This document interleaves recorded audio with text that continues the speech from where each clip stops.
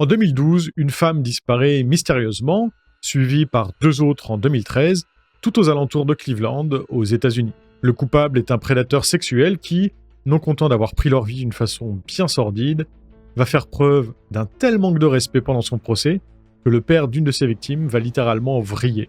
Aujourd'hui, dans ce nouvel épisode de HVI, je vous raconte l'effroyable histoire de Michael Madison. Générique.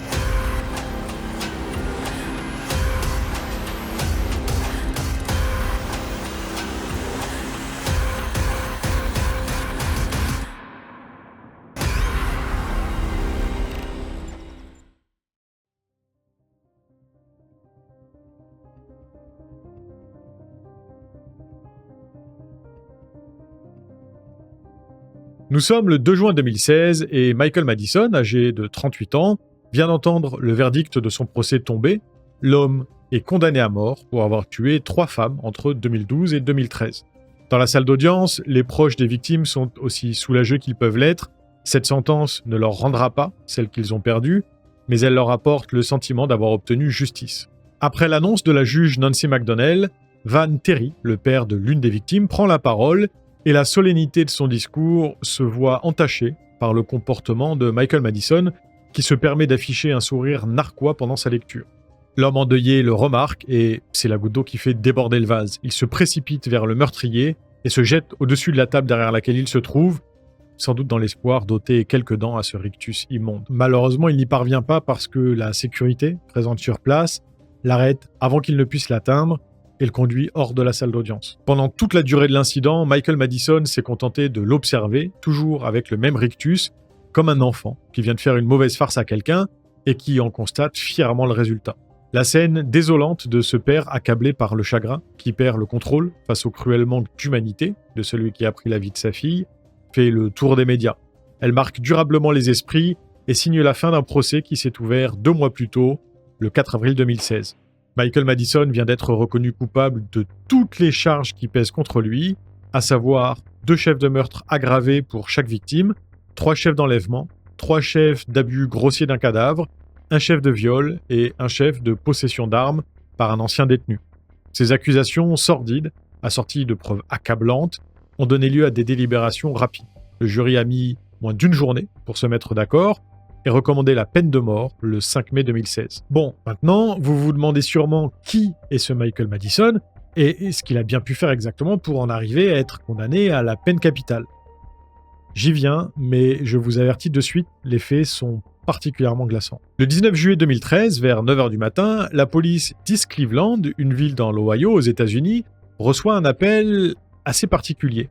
Mickey Stovall-Brown, un employé de l'East Cleveland Cable Co., entreprise située au 1395 Hayden Avenue, vient de les contacter pour leur signaler une odeur aussi forte que nauséabonde qui émane d'un garage non loin de son lieu de travail. La puanteur est telle qu'elle dérange les riverains aux alentours, alors des officiers sont envoyés sur place pour en chercher la provenance, mais malheureusement, ils sont incapables de trouver quelqu'un qui puisse leur ouvrir la porte du box. Après 30 minutes d'attente, ils décident de forcer l'entrée du garage et sont stupéfaits de réaliser que l'odeur ne provient ni de viande avariée, oubliée dans un coin, ni même d'un animal mort, mais bien d'un corps humain en décomposition, enveloppé d'un drap et de multiples couches de plastique.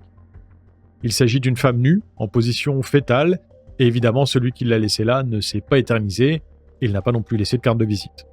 Heureusement, ça n'est pas un frein pour les enquêteurs parce qu'il ne leur faut pas bien longtemps pour découvrir que l'un de ceux qui louent l'emplacement est un certain Michael Madison, âgé de 35 ans. Et si c'est son nom qui attire tout particulièrement l'œil de la police, c'est parce qu'il n'est pas inconnu de leur service. Mais ça, j'y reviens dans quelques minutes. L'homme est introuvable pour le moment, mais vu qu'il y avait un cadavre dans son garage, la police n'a pas besoin de lui mettre la main dessus pour pouvoir obtenir un mandat de perquisition afin de fouiller son domicile. Là-bas, des traces de fluide corporel en décomposition sont retrouvées sur les murs, dans un placard et au sol, mais il y a aussi une taie d'oreiller dont les motifs sont identiques à ceux qui se trouvaient sur le drap dans lequel la victime était emballée. Peu après, toujours le 19 juillet, les forces de l'ordre découvrent que Michael Madison est légalement domicilié chez sa mère, au 19612 Chickasaw Avenue, et ils s'y rendent pour l'y arrêter. Mais en entendant les sirènes, l'homme se barricade, entraînant une confrontation avec les forces de l'ordre qui dure près de 2 heures, confrontation à l'issue de laquelle Ils décident finalement de se rendre. Le suspect est un délinquant sexuel notoire, ce qui pousse les enquêteurs à supposer que, s'ils ont trouvé un corps, il est malheureusement fort probable qu'il y en ait d'autres. De vastes fouilles commencent alors le lendemain, dans le quartier où est situé le fameux garage loué par Michael Madison, et ce n'est pas une mince affaire parce que c'est un endroit assez pauvre où il y a beaucoup de maisons abandonnées. La police, le FBI, le bureau des enquêtes criminelles de l'Ohio et le département du shérif du comté de Cuyahoga traversent une multitude de cours, de jardins et retournent chaque logement inhabité. Ils sont accompagnés de chiens renifleurs et même de nombreux volontaires qui les aident dans leurs recherches, des recherches intenses qui s'étendent sur 3 pâtés de maisons. Rapidement, 2 autres corps sont retrouvés, l'un sur le terrain d'une maison récemment démolie et l'autre dans le sous-sol d'une maison abandonnée justement. À nouveau, ce sont des femmes placées en position fœtale. L'une porte un sweat à capuche vert, l'autre a juste au corps imprimé léopard, et elles ont elles aussi été enveloppées dans du plastique. Toutes ces similitudes permettent aux enquêteurs de faire le lien immédiatement.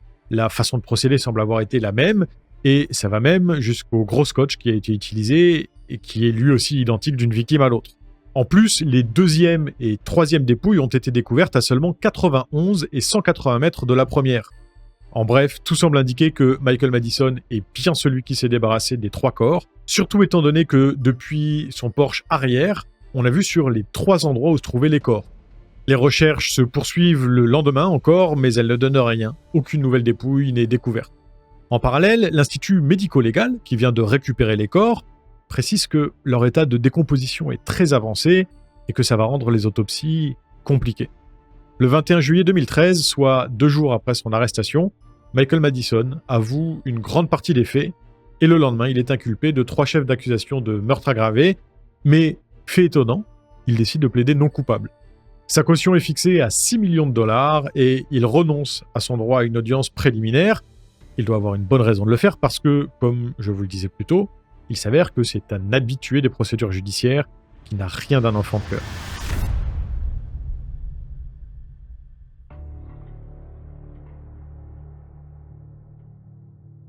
En octobre 2001, alors qu'il avait déjà été condamné pour des affaires de drogue, il essaye d'agresser sexuellement une jeune femme de 18 ans, après l'avoir traînée depuis la rue jusque derrière une maison. Heureusement, un officier de police passe dans le coin à ce moment-là et l'empêche d'arriver à ses fins. Michael prend la fuite, mais il est arrêté peu après. Pour cette tentative de viol, il accepte un accord de plaidoyer et écope de 4 ans d'emprisonnement, mais avant de pouvoir sortir de prison, il doit suivre un traitement destiné aux délinquants sexuels, sur la liste desquels il voit d'ailleurs son nom être inscrit en 2002. Puis après avoir purgé sa peine, il déclare être retourné vivre chez sa mère, sur Chickasaw Avenue, alors qu'il habite en fait ailleurs. Chose qui est strictement interdite, parce qu'aux États-Unis, les personnes dont le nom figure sur la fameuse liste des délinquants sexuels doivent déclarer leur vraie adresse afin de pouvoir toujours être situés précisément.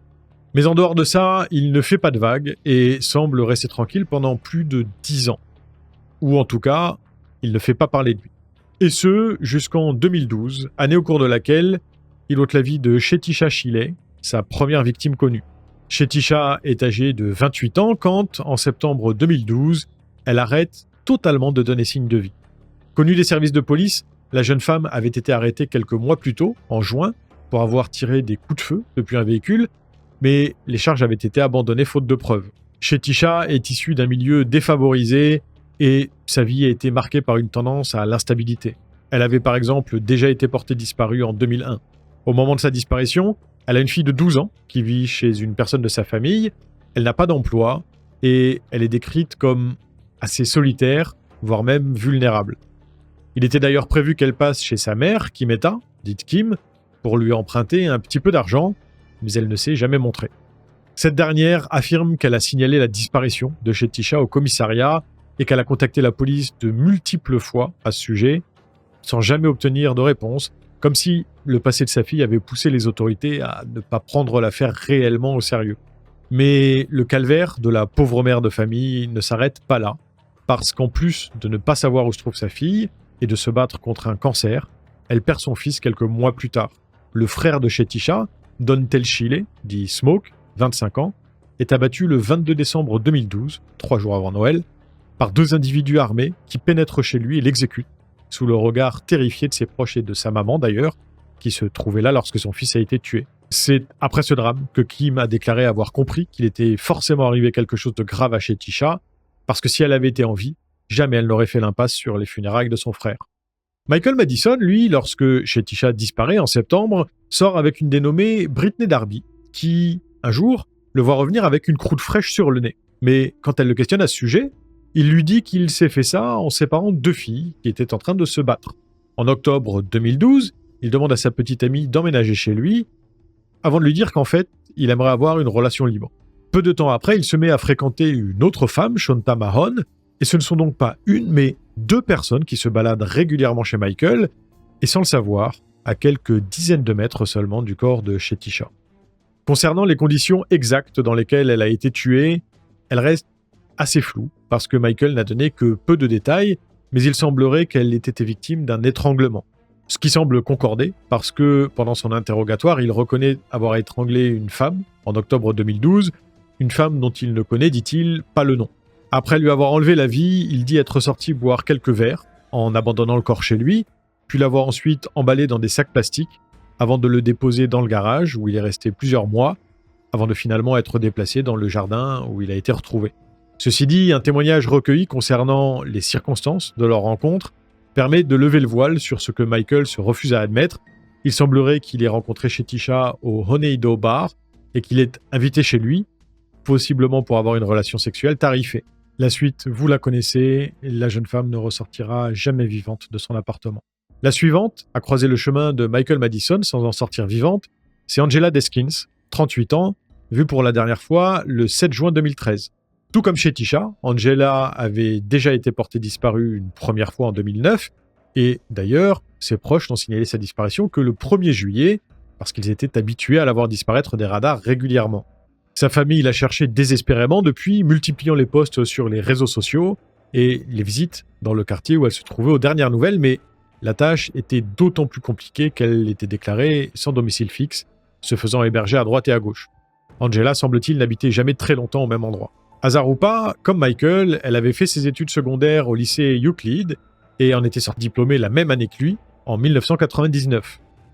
Si on en croit Jermaine Padgett, le frère d'Angela, il est certain qu'elle connaissait son meurtrier parce qu'elle consommait de la marijuana alors que lui en vendait. Consommation confirmée par le fait que sa sœur avait été arrêtée en janvier 2012 pour un délit mineur en matière de drogue. Des policiers avaient retrouvé une petite quantité de marijuana dans sa voiture à l'occasion d'un contrôle. Convoquée au tribunal, Angela ne s'était pas présentée à l'audience, mais pour un petit délit comme ça, elle ne faisait pas l'objet d'un mandat d'arrêt. En revanche, il lui a été impossible de faire renouveler son permis de conduire. À son sujet, pendant ses interrogatoires, Michael révèle à la police ne se souvenir de rien, ni de comment il l'a tuée, ni même de la façon dont il a disposé de son corps, qui est celui qui a été retrouvé dans le sous-sol d'une maison abandonnée. Ceci dit, un ami d'Angela a témoigné et dit qu'il est quasiment persuadé du fait que, dans ces eaux-là, il l'a déposé à un ancien coin barbecue, maintenant abandonné, et que justement, le meurtrier l'y attendait. De même, s'il ne se souvient pas d'elle, comme il l'affirme, pourquoi est-ce que les relevés téléphoniques de sa victime indiquent qu'ils se sont appelés dans les semaines suivant sa disparition ? Dans les semaines, et même juste avant, à vrai dire, parce que le dernier numéro à avoir été contacté par Angela a été celui de Michael. Une fois encore, il semble n'avoir révélé à la police qu'une fraction de la vérité. La troisième victime, enfin, se nomme Shirelda Ellen Terry, 18 ans, et c'est son père, Van Terry, qui avait tenté de sauter sur Michael Madison à la fin de son procès. La jeune femme a été aperçue pour la dernière fois le 10 juillet 2013, aux alentours de 13h, alors qu'elle sortait de l'école primaire East Clark, où elle avait trouvé un boulot étudiant pour l'été. Après avoir réalisé qu'elle avait disparu, ses proches se sont mis à distribuer chaque jour, sans relâche, des affiches dans les rues d'East Cleveland, avant d'être mis au courant de la tragique nouvelle. La jeune femme avait rencontré Michael Madison une semaine en arrière.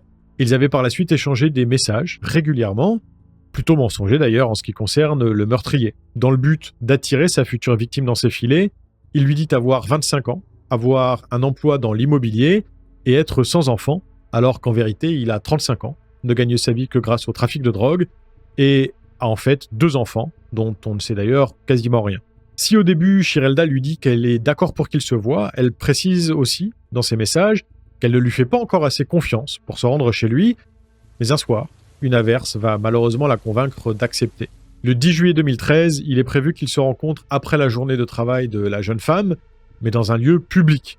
Seulement, quand il commence à pleuvoir des cordes, Michael propose à Shirelda de venir s'abriter chez lui. Concernant ces faits, le meurtrier est une fois de plus resté très vague, disons. Il a révélé à la police que le soir où elle est venue chez lui, il était très alcoolisé et avait fumé une quantité importante de marijuana. Du coup, il se souvient, soi-disant, s'être réveillé à côté de son corps avant de le déplacer au garage, sans pouvoir se rappeler de la façon dont il l'a tué. Brittany Darby, l'une des femmes que fréquentait Michael à l'époque, a également témoigné du fait qu'après la croûte vue sur le nez de Michael au moment où il a supposément enlevé Shetisha, elle a ensuite remarqué une grosse égratignure sur son épaule au moment où Shirelda a disparu à son tour. Cette fois, la nouvelle excuse qu'il lui sort, c'est qu'il s'est battu avec un homme et que la petite amie de son adversaire l'a griffé. Et il donne exactement la même explication à Shonta Mahon quand, de son côté, elle relève elle aussi la présence d'égratignures, mais cette fois-ci sur son visage. Au moment où Shirelda disparaît, Brittany et Shonta sentent toutes deux des odeurs nauséabondes chez lui, et en guise de justification, il raconte à la première que 2 ratons laveurs sont morts dans le placard. Quand elle se dirige vers le placard en question, pour aller voir par elle-même, son petit ami l'en empêche en la retenant, et il lui dit d'une voix douce qu'elle ne veut pas voir ça parce que c'est horrible. Vous l'avez compris, ce qu'il y a dans ce placard, ce ne sont pas des ratons laveurs, mais bel et bien le corps de Shirelda qui commence à se décomposer. La première victime à être identifiée par l'Institut médico-légal est Angela Deskins, puis vient Shetisha Shiley, et enfin Shirelda Terry est la dernière. Les autopsies confirment qu'Angela et Shirelda sont mortes étranglées à l'aide d'une ceinture, mais le stade de décomposition trop avancé du corps de Shetisha empêche le médecin légiste de se prononcer quant aux causes réelles de son décès. Il apparaît en revanche qu'elle a été battue avant de mourir, parce que son visage présente de sévères contusions. Shirelda a quant à elle été agressée sexuellement alors qu'elle était toujours vivante, et il se trouve que ces nouvelles révélations morbides tombent au moment où la ville d'East Cleveland se remet à peine de l'arrestation d'un autre tueur en série, un prédateur redoutable, lui aussi originaire du coin.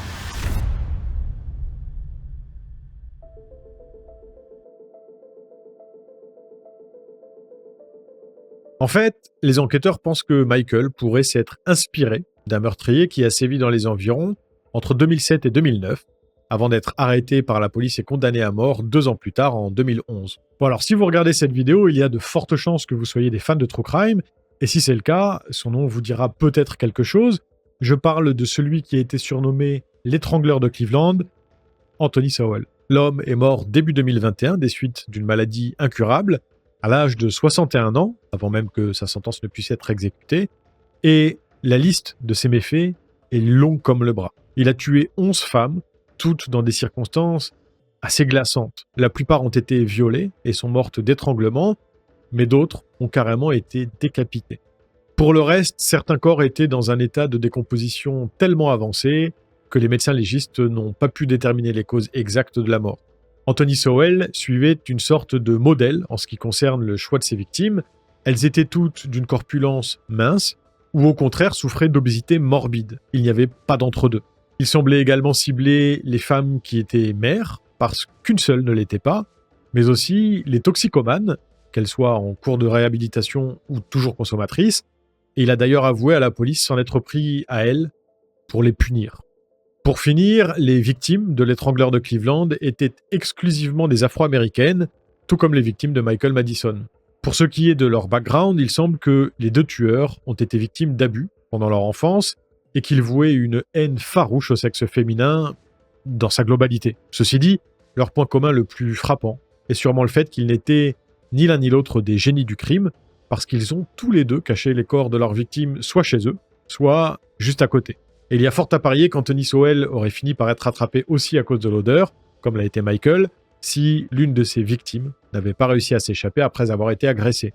La jeune femme a rapidement signalé les faits à la police, et c'est ce qui a provoqué l'arrestation de l'étrangleur de Cleveland en septembre 2009, puis la découverte du poteau rose. Nombreuses sont les personnes qui pensent que Michael Madison est un copycat, comme on dit, c'est-à-dire un tueur qui en imite un autre quand il commet ses propres crimes. L'intéressé, lui, affirme ne pas vouloir être comparé à Anthony Sowell et dit qu'il ne s'est inspiré de personne. Hasard ou pas, les deux ont été emprisonnés au même endroit et se sont côtoyés pendant quelques mois avant la mort d'Anthony Sowell. Ceci étant, pour quelqu'un qui refuse la comparaison, Michael Madison semblait quand même beaucoup admirer Anthony Sowell. Une autre ex-petite amie de Michael, qui a souhaité garder l'anonymat, a témoigné l'avoir vu regarder fréquemment des vidéos traitant de l'affaire de l'étrangleur de Cleveland. Il semblait éprouver une profonde empathie à l'égard du meurtrier et à l'inverse du dédain à l'égard de ses victimes. Bon alors, je n'ai fait là qu'une très brève parenthèse concernant Anthony Sowell parce que ce n'est pas lui le sujet de la vidéo, mais si l'affaire vous intéresse, le Cogiteur l'a traité il y a quelque temps et je vous invite à aller regarder sa vidéo parce qu'elle est vraiment très très complète. Autre fait marquant à relever, il se trouve qu'un autre tueur en série avait lui aussi commencé à sévir dans le coin une dizaine d'années déjà, avant que l'on entende parler de l'étrangleur de Cleveland. Entre 2002 et 2004, Ariel Castro a enlevé 3 femmes et les a retenues prisonnières chez lui une dizaine d'années, pendant lesquelles il leur a fait endurer les pires sévices. L'une d'elles a réussi à s'échapper avec sa fille de 6 ans, dont elle a accouché en captivité, et c'est ce qui a permis l'arrestation du meurtrier en 2013. Après avoir accepté un accord de plaidoyer et plaidé coupable de 937 chefs d'accusation de viol, enlèvement et meurtre aggravé, il est condamné à la perpétuité, plus 1000 ans de prison supplémentaires, sans aucune possibilité de libération conditionnelle. Mais il n'a finalement que peu payé pour ses crimes parce qu'un mois après son incarcération, il a été retrouvé pendu dans sa cellule. Bon bah du coup, je suis pas très certain d'avoir envie d'aller me balader à Cleveland maintenant, moi. Je sais pas vous, mais... Mais bref, pour en revenir à Michael Madison, je vous disais tout à l'heure qu'il a été victime d'abus durant son enfance, et pendant son procès, ses avocats tentent de les mettre en lumière. Ils ne cherchent pas à le disculper, parce qu'à ce niveau, vu les preuves à charge contre lui, il faudrait un miracle. Non, eux, ce qu'ils veulent, c'est essayer de lui éviter la mort. Et c'est vrai que, vu ce qu'il y a à dire sur son passé, on peut comprendre la logique qui se cache derrière leur raisonnement.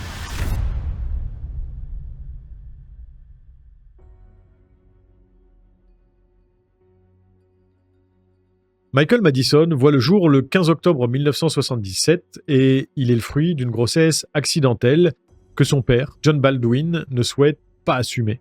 Il va même jusqu'à renier totalement tout lien de parenté avec son enfant. Diane Madison, qui a la vingtaine quand il vient au monde, doit donc élever son fils seule et elle ne brille ni par sa douceur, ni par sa gentillesse.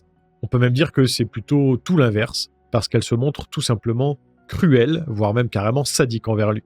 Elle a elle-même grandi aux côtés d'une mère maltraitante, qui se prostituait et souffrait d'addiction à la drogue, et elle n'est visiblement pas parvenue à casser la boucle toxique dans laquelle on l'avait placée. Chez elle, les anniversaires sont passés sous silence, et les fêtes traditionnelles ne sont pas célébrées. Michael a un demi-frère dont on ne sait quasiment rien, et c'est ce qui l'empêche d'être totalement seul quand il sort de l'école parce que Diane lui interdit d'aller voir d'autres enfants, ou même de les inviter à venir jouer chez eux. Il n'est âgé que de 2 ans quand les services sociaux commencent à venir régulièrement taper à la porte, après que sa mère l'ait forcé à manger, au point de le rendre malade, avant de le frapper sévèrement avec une rallonge, puis de le plonger dans une baignoire pleine d'eau bouillante. Michael voit défiler chez lui les petits amis de sa mère, et il peut s'estimer heureux quand il le laisse tranquille. Il a 3 ans quand l'un d'eux le bat si violemment avec une ceinture en cuir qu'il se met à vomir et doit être hospitalisé d'urgence.